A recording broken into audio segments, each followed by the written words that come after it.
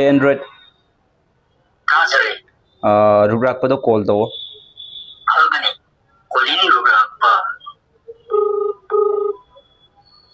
iPhone ki Shiri gidi English na tadi khangdam ni ko adu ai gi pat laba Android asida de ai gi imalon manipuri lon na fo ai hairaga function do tawhan ge ba phone asum da thamaga anan sum lerga nangna kana gumba man da call to ningasu nangna changaga met laga number thiraga tawbagi mathau ta dreba.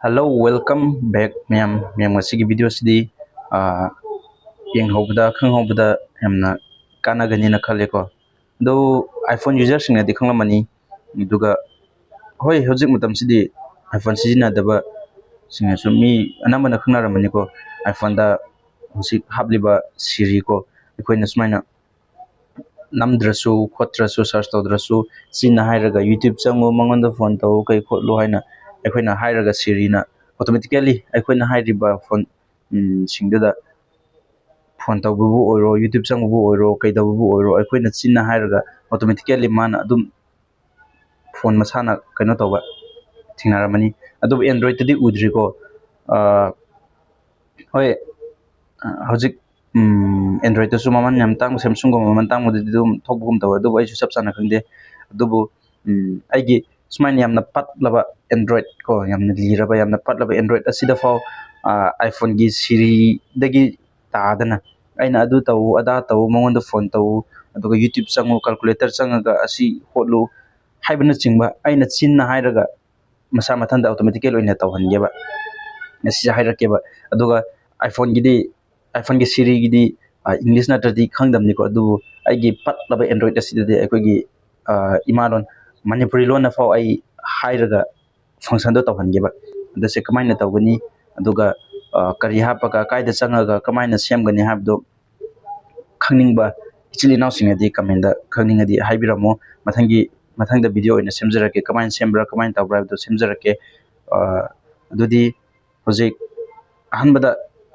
iPhone na kadai fo tawba ngami Siri na kadai fo tawba ngami habdo hana yang thokse ko iPhone gida ko aduga iPhone na tawba ngamdo yengaga kadai fo tawba ngami habdo yengaga amuka Android asida amuka yengsiba Android na de amuka iPhone dagi hena tawba ngambra or iPhone dagi kaino yawdabra habdo yengase aduga hoi Android na hele or iPhone na hele habduna tongana mani dudi miyamgi wakalda miyamgi yengbada dum lairani ko adubu iPhone dana amuka aikoigi imalo na hairasu karina hairasu moidi support tawroiba adubu Android asidadi aikoigi manipuri lon na hairaga function do tawhangeba adu biding terminals anbada iPhone da hanna yengasi. Hey Siri, call Samaram. Calling Samaram.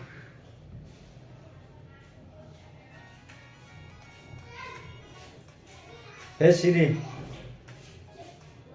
hang up.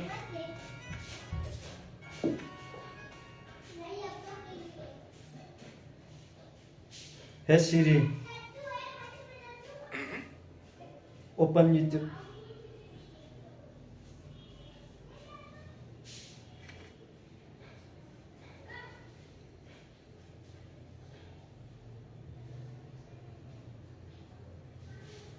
Hey Siri, back home screen. Sorry, I don't understand.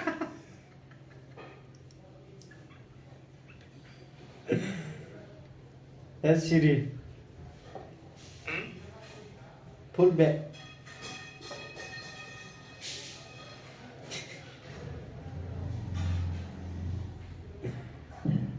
Hey Siri!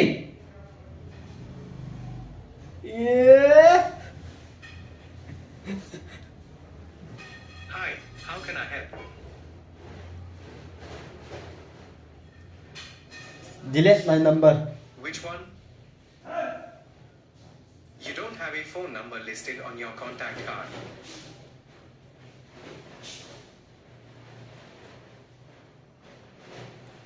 Show my email.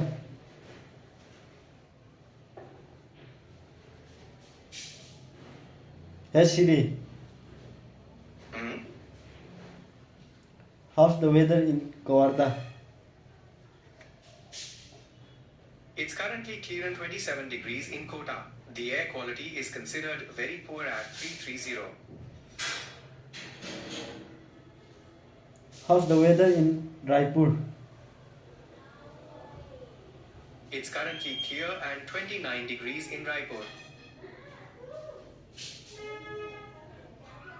How's the weather in Manipur?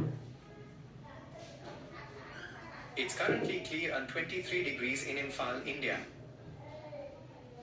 Hojik iPhone dagi Siri iPhone gi Siri dagi magna tawba ngama kadai fo tawba ngami kai fo changba ngami myamna su khangbire ubire yengbire adude hoji amuka patlaba Android kaisu letraba Android phone asidaga amuk yengasi bako adude ai screenshot dum ucharake. Hey Android Sorry, lock screen hango. Albany, lock screen on. Hey Android Sorry, rubrak pada call daw. Albany, Colini Rubrapa.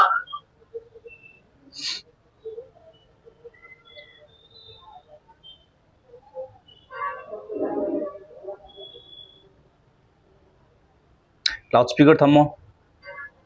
Albany,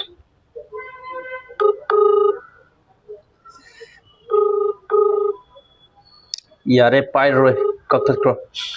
Albany, Hey Android Sorry, calculator chango. Albany, open calculator. 500 into 2 kya tare?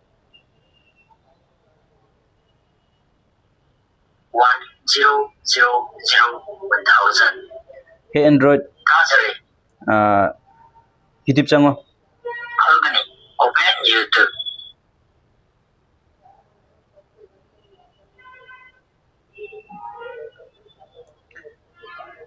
Hey Android Sorry, rubrak pada WhatsApp video call daw. Albany, WhatsApp video calling Rubrapa.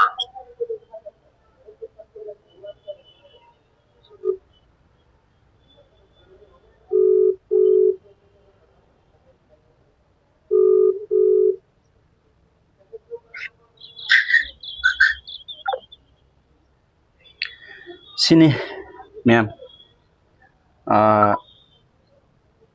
Android su iPhone dagi chang ta dana sizna bi ai duga hoi ma'am gi mota leire ko iPhone na henbra Android asini henbra ma'am gi wakhanda leire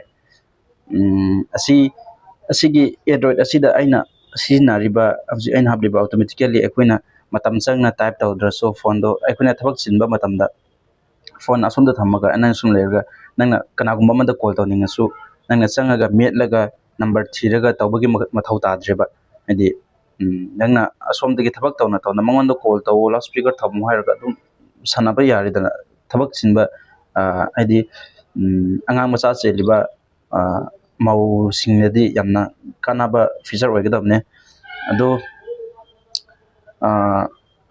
video se nungai te comment haibiramu aduga aroibada question ama hanglamge ngasi aina miyamda udliba Android asida hablaga chinna ngangaga aina function tawhaliba feature ko asigise miyamna asengba manbra or fake manbra comment haibiramu aduga asengba oiragana kamaina semgani kadaidagi lauraga kamaina hapkani kamaina function tawhangina haiba khangbininba ichilinau singna comment da mathangi video da oina semlaona haibiramo miyamge apam pamda leire miyamna pamadi kamaina semgani kamaina kaidagi lauraga kamaina hapkani habda ai mathangi video da semlake dadi miyam loisinaba tawrage aduga channel asibu ahanba thingnaba ichilinau singa channel asibu subscribe tawsinbiramo support tawbiramo aduga miyamge support tuna hena nungaiba hena faba video semba ngambagi thauna oisage adudi miyam ngasik video sidi swaida loisinjarage.